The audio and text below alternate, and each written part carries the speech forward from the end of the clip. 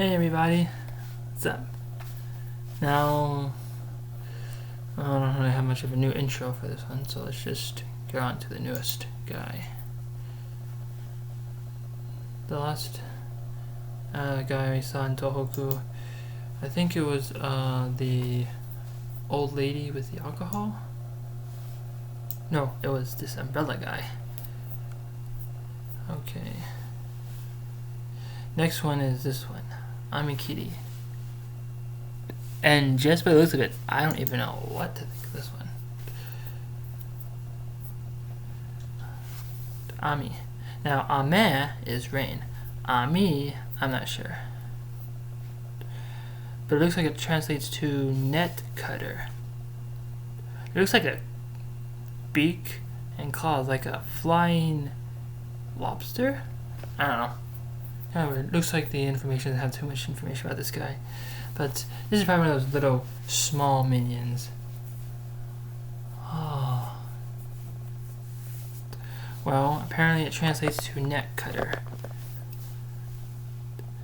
Its habitat is basically anything with a village, preferably a fishing village. So any village and towns. Well, it does sort of look like a lobster, so that would make sense. And its diet, no one knows. What does it eat? Maybe a little shrimp and krill. Who knows? Anyway, so according to this, its appearance right here. So these things are small, crustacean-like yokai that represent shrimp and lobster. I thought so. So they have long body, red segmented shells. Yeah, just like lobsters. A bird-like beak right here. Probably bird eyes too. Two scissor-like claws on their forearms.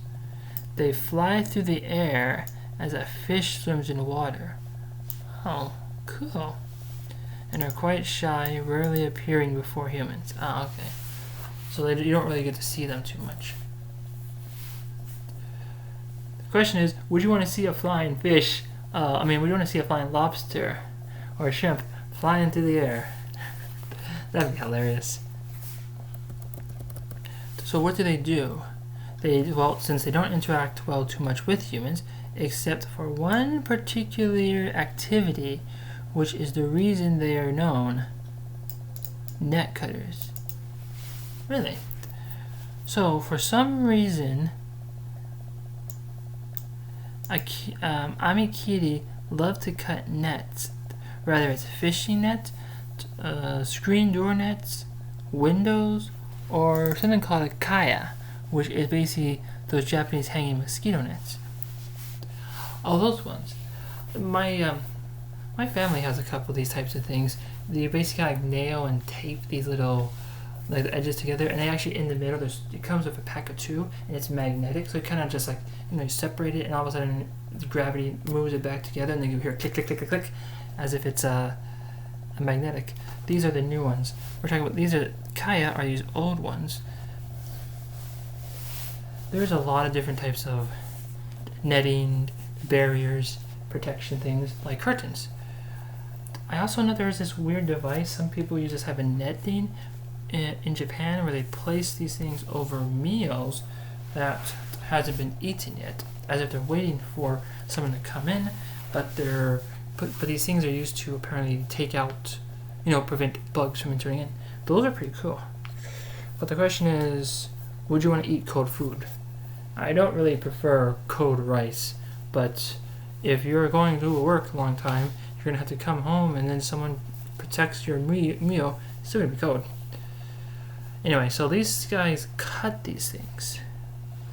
While they do not directly harm, this little mischief is not certainly benign either. The life of a fisherman is tough. Oh yeah, fisherman. And the fishermen whose net has been shredded by these guys have found their lives ruined because they're trying to fish. In the 15, 16, 1700s, fishing in Japan is definitely one of the number one things. And speaking of fishing, over here in the United States, there's actually a picture. They actually talked about these pictures of overfishing. Or like the 1920s, they had all this fish. It was a giant ass net, and it was pounds and probably almost a ton of weight of fish. And that was like 1930s, 1940s. Then it showed like 1980s. The thing was a little bit less, about 2/3 full. And then they showed in the 1990s, 2000s. They were just saying, hey, you fishermen are overfishing. But the question though is this: what should we do? Do we live life currently where we fish and fish and fish and hope that our nets don't break by these guys? And do we constantly fish and sell out our fish? Or should we leave some fish out there for the people? Because again, in the 1940s, people were fishing so much. And then in the 1980s, in the 1990s, the fish is all gone because we captured them 40 years ago. So should we live our life current, now, in the year? Or should we live our life as if we're trying to preserve the future? That's the question we always take about. And we're always talking about, they always play like these card games of these people, left side or right side. They said, these people on the one side worry about the government and the working force. And the other side, they worry about the people. So one side, they'd say, fish and fish as much as you can for today, because you need to get money, you need to blah, blah, blah. And then other people say, no, save some so that we can fish for the future, the next decade, so that we can have some more fish. So don't fish as much. And if you don't fish as much, you don't get much fish, and then you must increase the price of fish, which sucks. So that's the question: how do we have to do? Should we live life by the now, or should we live life by the future? Anyway, continuing. They basically get rid of your livelihood ruined. Origin. It's unclear where they came from, although they are very strongly resembles both in name and shape of the arthropod, like yokai, called Amikiri. I don't think we've seen that yet. Does it pop up here? Nope, not yet. Okay. I don't think it starts with a K. It might pop up soon. The stories about the Amikiri are rare, and their names are and shape may actually just be a pun, as in, of course, ami means net in Japanese, but also is a type of tiny shrimp. Ooh. So here's the legend. Not every one of these have legends. This one does. A lot of fishermen, as I said, have legends. As I said in some other videos, fishermen have legends. I like to go fishing.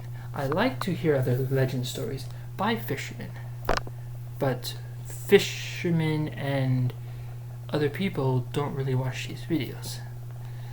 A story from Yamagata Prefecture. I already looked at this before. The Yamagata Prefecture. Right there.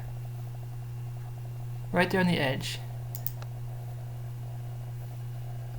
Again, all of Japan is on the sea. This side or that side. Pick one. Anyway, basically there was a fisherman who said that during his fishing nets had been shredded to the point of worthlessness. He suspected the work of one of these. The next day, he took special care to hide his nets at his home where they could not be found by any wandering yokai.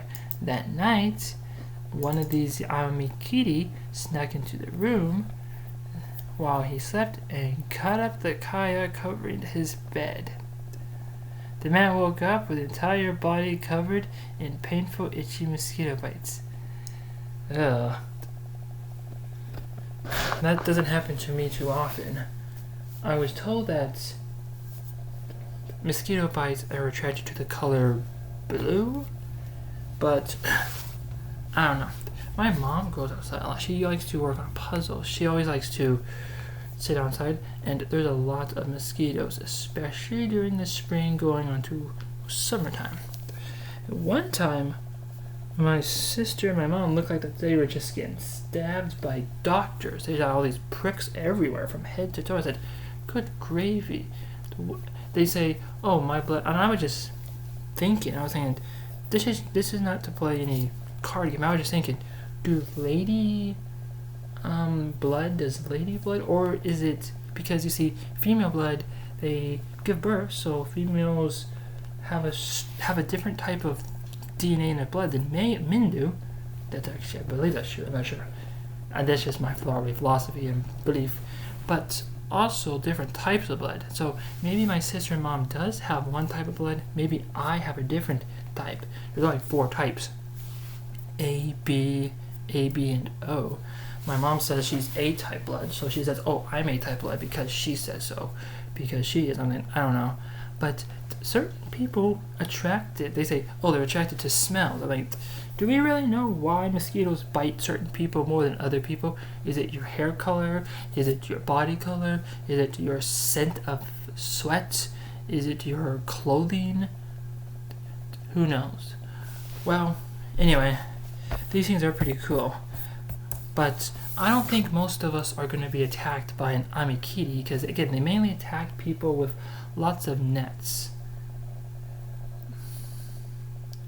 So if you don't live by the ocean, it is very rare.